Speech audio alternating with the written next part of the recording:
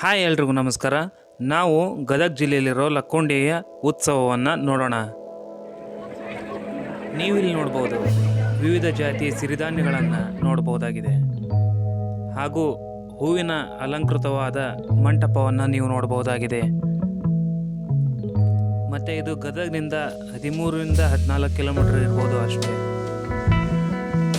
ಹಾಗೆ ಈ ಲಕ್ಕೊಂಡಿಯಲ್ಲಿ ಫಲಪುಷ್ಪ ಪ್ರದರ್ಶನ ಮತ್ತು ಉತ್ತಮವಾದ ಕೈಬರಹದ ಚಿತ್ರಗಳನ್ನು ನೀವು ನೋಡಬಹುದಾಗಿದೆ. ಮುಂದೆ ಅವುಗಳು ಬರ್ತವೆ, ತೋರಿಸ್ತೀನಿ. ಇಲ್ಲಿಯ ಜನರು ಹೇಳೋ ಪ್ರಕಾರ ಇಲ್ಲಿ 101 ಬಾವಿಗಳು ಮತ್ತು 101 ದೇವಾಲಯಗಳನ್ನು ಇಲ್ಲಿ ನೋಡಬಹುದಾಗಿದೆ. ಆಗಲೇ ಹೇಳದ್ನಲ್ಲ, ಕೈಯಿಂದ ಬರೆದಿರುವಂತಹ ಚಿತ್ರಗಳು ಅಂತ. ಈಗ ನೀವು ನೋಡಬಹುದಾಗಿಲ್ಲಿ ಮೊದಲೇ ಹೇಳಿದಾಗೆ ಅತ್ತಿಮಬ್ಬೆ ಚಿತ್ರಣ ಮತ್ತು ಪುಟ್ಟರಾಜ ಕವಿಗವಾಯಿಗಳ ಚಿತ್ರಣ, ಸಿದ್ದೇಶ್ವರರ ಚಿತ್ರಣ ಮತ್ತು ಸಿದ್ಧಗಂಗಾ ಶ್ರೀಗಳ ಚಿತ್ರಣ ಮತ್ತು ಮೇಲೆ ನೋಡಬಹುದು ಕಲ್ಲಂಗಡಿಯಲ್ಲಿ ಮಾಡಿರುವಂತಹ ಚಿತ್ರಣಗಳನ್ನು.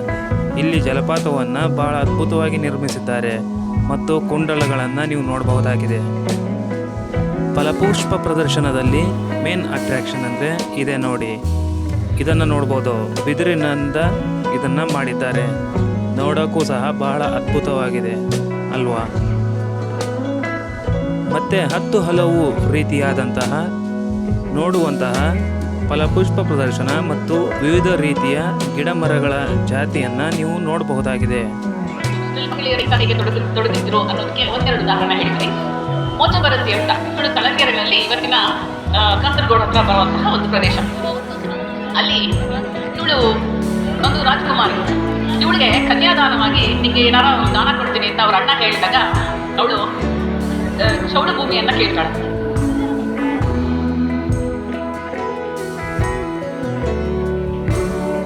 ಇಲ್ಲಿ ಪುರಾತನವಾದ ಶಿವನ ಮಂದಿರವನ್ನು, ದೇವಾಲಯಗಳನ್ನು ಹಾಗೂ ಜೈನ ಬಸದಿಗಳನ್ನು, ಶ್ರೀ ವೀರಭದ್ರೇಶ್ವರ ದೇವಸ್ಥಾನವನ್ನು, ನನ್ನೇಶ್ವರ ದೇವಸ್ಥಾನವನ್ನು, ಹಾಗೆ ಪರಮೇಶ್ವರನಿಗೆ ವಿವಿಧ ರೀತಿಯ ಹೆಸರುಗಳಿವೆ ಅಲ್ವಾ. ಅದೇ ರೀತಿ ಇಲ್ಲಿ ದೇವಸ್ಥಾನಗಳನ್ನು ನೋಡಬಹುದಾಗಿದೆ.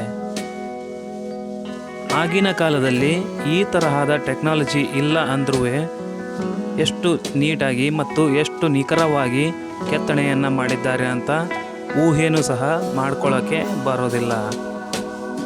ಆಗಿನ ಕಾಲದ ಜನರು ವಾಸ್ತುಶಿಲ್ಪದಲ್ಲಿ ಎಷ್ಟು ವಿದ್ಯಾವಂತರು ಇದ್ದರು ಎನ್ನುವುದಕ್ಕೆ ಇದೇ ಅತ್ಯುತ್ತಮವಾದ ಉದಾಹರಣೆ. ನೋಡಬಹುದಾಗಿದೆ, ಒಂದಕ್ಕಿಂತ ಒಂದು ನೋಡಲು ನಯನ ಮನೋಹರವಾಗಿ ಕಾಣಸಿಗುತ್ತೆ.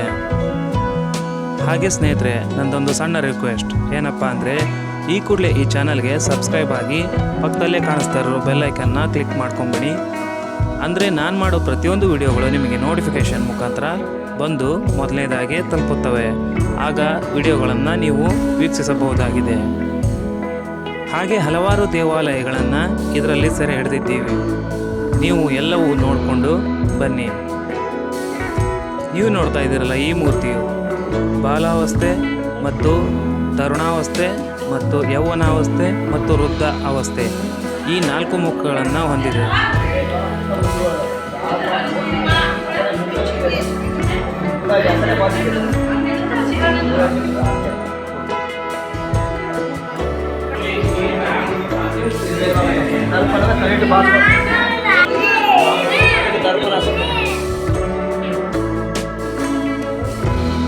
ಜೈನ ಬಸದಿಯನ್ನು ನೀವು ಇಲ್ಲಿ ನೋಡಬಹುದಾಗಿದೆ. ಅದರ ಬಗ್ಗೆ ಕೆಲವೊಂದಿಷ್ಟು ಮಾಹಿತಿಯನ್ನು ಅವರು ನೀಡಿದ್ದಾರೆ.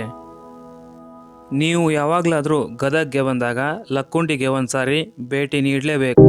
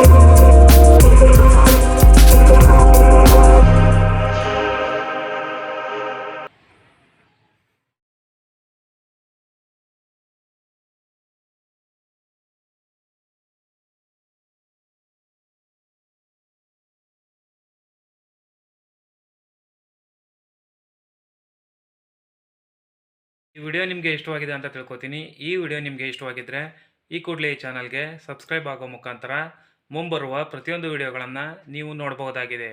ಮತ್ತೊಂದು ವಿಡಿಯೋದೊಂದಿಗೆ ಸಿಗ್ತೀನಿ. ಅಲ್ಲಿವರೆಗೂ ಟೇಕ್ ಕೇರ್. ಬಾಯ್ ಬಾಯ್.